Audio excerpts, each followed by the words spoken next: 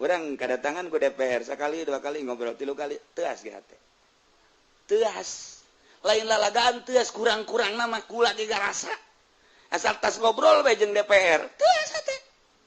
Sebab mawana kadinya bae, Ieu pangajian endek dimangpaatkeun ku DPR sabaraha kali ngan kula na galak. Aing kajen aing mah di benduan ge kunyana. Tok.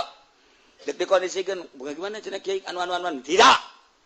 Bagaimana kiai cenah anu-anuan? Tidak.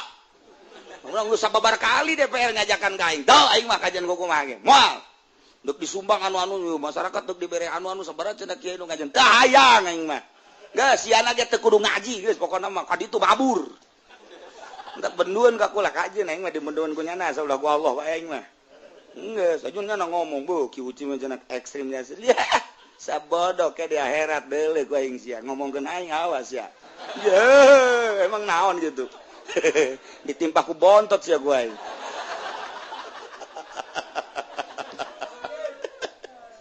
Ieu keur carita eta wali datang mere ilmu kawalian. Nu mentek atur salamna ge urang lamun diatur salaman Kiai cenah aya nu atur salam di Jawa Timur Kiai anu bunga kate. Kiai anu atur salam Kiai anu geus ti lokal luar aju ka dieu ka Kiai Jawa Heureut bunga. Betul-betul Kiai DPR atur salam sial.